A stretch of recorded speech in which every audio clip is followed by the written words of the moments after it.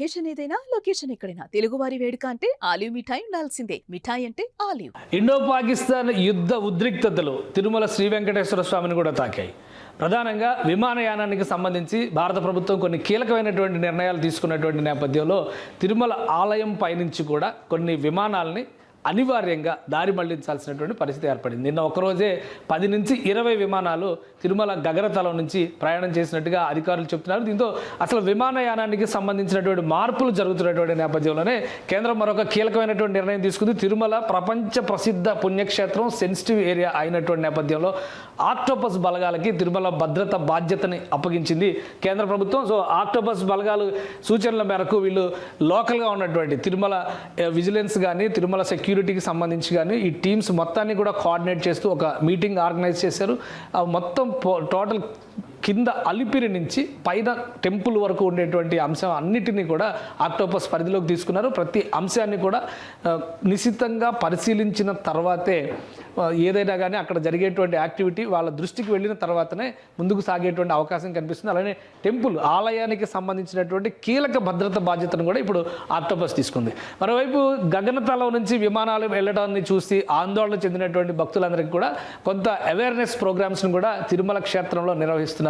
ప్రధానమైనటువంటి అంశం దేశం ఇప్పుడు ఉన్నటువంటి పరిస్థితి, దాన్ని దృష్టిలో పెట్టుకునే ఈ నిర్ణయం తీసుకున్నారు. ఇంకా ఒకసారి తిరుమల గగనతలం పరిస్థితి మనం చూద్దాం. ఇది లైవ్ ఫ్లైట్ అప్డేట్స్ మనం చూస్తే కనుక టోటల్గా వెస్ట్ అండ్ నార్త్ ఇండియా మొత్తం కూడా క్లీనప్ అయిపోయింది. ఎక్కడ విమానాల రాకపోకలకి ఎలాంటి అవకాశం లేకుండా ఉంది. ఎందుకంటే చాలా 400 కిలోమీటర్ల రేంజ్ ఉన్నటువంటి ఆయుధాలను కూడా పాకిస్తాన్ ప్రయోగిస్తున్నటువంటి నేపథ్యంలో ఈ ప్రాంతం మొత్తాన్ని కూడా ఒక అహ్మదాబాద్ ఎయిర్పోర్ట్ మినహా, ఇక్కడ మనకు ఒక విమానం కనిపిస్తుంది, ఒక అహ్మదాబాద్ ఎయిర్పోర్ట్ మినహా దాదాపుగా ఈ రేడియస్లో ఉన్నటువంటి అన్ని విమానాలకు సంబంధించినటువంటి విషయాల్లో గగనతలాన్ని నో ఫ్లై జోన్గా మనం చూడాల్సి ఉంటుంది.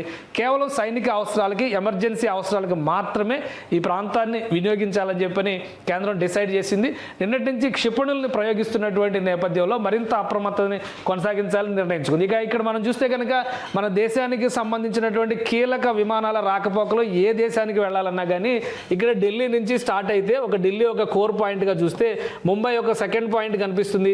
ఆ తర్వాత దక్షిణాదిలో హైదరాబాద్, బెంగళూరు ఇవి మాత్రమే ముఖ్యమైనటువంటి ప్రదేశాలు. ఆ తర్వాత చెన్నై, అంటే ఇటువైపు వెళ్ళేటువంటి ఏషియా పసిఫిక్ కంట్రీస్కి వెళ్ళేటువంటి విమానాలన్నిటికీ కూడా చెన్నై, ఇటువైపు కలకత్తా ఇవి మాత్రమే కీలక స్థావరాలుగా ఉన్నాయి. ఇక పశ్చిమ దేశాలకు వెళ్ళేటువంటి విమానాలన్నీ కూడా ఢిల్లీ తర్వాత ఢిల్లీ నుంచి రాకపోకలు జరిగేటువంటి క్రమంలో కూడా ఇటు ముంబై కానీ హైదరాబాద్ కానీ ఇలా వచ్చి మాత్రమే కొనసాగిస్తున్నాయి. సో అందుకని ఎయిర్ స్పేస్లో ఉన్నటువంటి సంక్లిష్టతని దృష్టిలో పెట్టుకొని కేంద్ర ప్రభుత్వం ఒక కీలకమైన నిర్ణయం తీసుకుంది. శ్రీవారి ఆలయం పైనుంచి మాత్రం విమానాలు వెళ్ళే అవకాశం ఉంటుంది, కానీ గగనతలాన్ని మాత్రమే ఉపయోగిస్తారు. దానిపైన ఒక క్లారిటీ కూడా అధికారులు ఇచ్చారు. ఎందుకంటే ఇది సెంటిమెంట్కి సంబంధించినటువంటి అంశం కాబట్టి తిరుమలకి సంబంధించి రాకపోకలు సాగించేటువంటి క్రమంలో ఇది తిరుమల కొండలకి సంబంధించిన ప్రదేశం. ఇక్కడ కూడా రిస్ట్రిక్టెడ్ ఏరియాగా ఇప్పటికీ ఉంది, కానీ అత్యవసరమైన కీలకమైనటువంటి మార్గాలకు సంబంధించినటువంటి విమానాలు మాత్రమే ఆ దిశగా మళ్ళిస్తున్నట్టుగా చెప్పారు. ఇప్పుడు ఈ క్షణంలో అయితే తిరుమల నుంచి వెళ్తున్నటువంటి విమానాలు ఏవి కనిపించట్లేదు, అన్ని కూడా రెగ్యులర్ రూట్స్లో, అంటే చెన్నై నుంచి బెంగళూరుకి వెళ్ళేటువంటి విమానాలు కనిపిస్తుంది. ఇక్కడ ఈ రూట్స్ మనం అబ్జర్వ్ చేసి చూస్తే కూడా చాలా క్లియర్గా కనిపిస్తుంది. ఇది ఈ విమానాల రాకపోకలకు ఎలాంటి అభ్యంతరాలు ఉండవు. ఇది కౌలాలంపూర్, ఇస్తాంబుల్ వెళ్ళేటువంటి విమానం. ఇప్పుడు ఇది బహుశా ఇటు బెంగళూరు వైపు వచ్చి బెంగళూరు నుంచి వెళ్ళడానికి అవకాశం ఉండొచ్చు, లేదా హైదరాబాద్ రీచ్ అయ్యి హైదరాబాద్ నుంచి వెళ్ళడానికి అవకాశం ఉండొచ్చు. ఇలాంటి విమానాలు అత్యవసరమైనటువంటివి మాత్రమే దారి మళ్లించి లేదా రష్ని దృష్టిలో పెట్టుకొని ట్రాకింగ్ చేసేటువంటి క్రమంలో ఒక సపరేట్ యాక్సిస్లో దాన్ని ప్రయాణం చేసేలాగా డైరెక్షన్స్ ఇస్తారు. కాబట్టి ఈ రష్ ఎక్కువ ఉన్న సందర్భంలో మాత్రమే తిరుమల కొండపై నుంచి వెళ్ళడానికి కూడా, అంటే తిరుమల కొండకి సంబంధించిన గగనతలాన్ని కూడా గతంలో అయితే 20-25 కిలోమీటర్ల రేడియస్ పరిధిలో ఎక్కడ కూడా ఏ విమానం, హెలికాప్టర్లు కూడా వెళ్ళడానికి అవకాశం లేదు. కానీ అత్యవసర పరిస్థితిని దృష్టిలో ఉంచుకుని మాత్రమే ఈ ప్రదేశంలో అవకాశం ఇస్తున్నట్టుగా చెబుతున్నారు.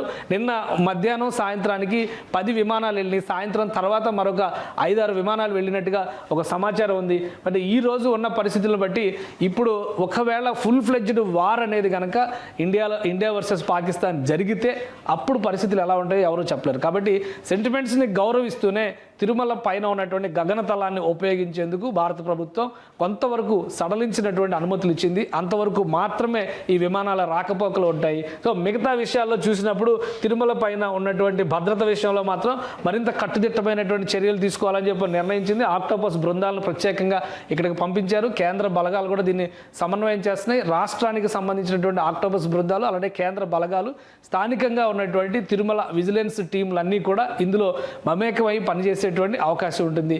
సెన్సిటివ్ ఏరియాస్ అన్నింటినీ కూడా చాలా సీరియస్గా తీసుకుంది ప్రభుత్వం. అలానే ప్రసిద్ధమైనటువంటి పుణ్యక్షేత్రాలు, ఈరోజు జమ్మూలో కూడా ఒక శివాలయం పైన అటాక్ జరిగింది. కాబట్టి హిందూ ఆలయాలకు సంబంధించినటువంటి పవిత్రత విషయంలో కూడా అత్యంత అప్రమత్తంగా ఉండాలని కేంద్ర ప్రభుత్వం రాష్ట్రాలన్నిటికీ కూడా మార్గదర్శకాలని విడుదల చేసింది. తిరుమల ప్రపంచ ప్రఖ్యాత క్షేత్రం కాబట్టి దీనిపైన ప్రత్యేక శ్రద్ధ చూపించాల్సిందిగా కూడా ఆదేశాలు వచ్చినాయి. ఈ క్రమంలో ఆంధ్రప్రదేశ్లో ఉన్నటువంటి కూటమి ప్రభుత్వం కొన్ని ప్రత్యేక చర్యలు తీసుకుంది. ఆక్టోపస్ బలగాలతో పాటు స్థానిక యంత్రాంగాన్ని కూడా వారి సేవలను కూడా వినియోగించుకుంటున్నారు.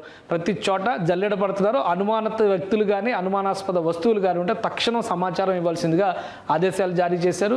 తిరుమల కొండపైన కూడా దీనికి సంబంధించి ఎప్పటికప్పుడు అవగాహన కల్పించేటువంటి కార్యక్రమాలు నిర్వహిస్తున్నారు. సుమన్ టీవీలో మీ పర్సనల్ అండ్ బిజినెస్ ప్రమోషన్స్ కోసం కింది నెంబర్కి కాంటాక్ట్ చేయండి.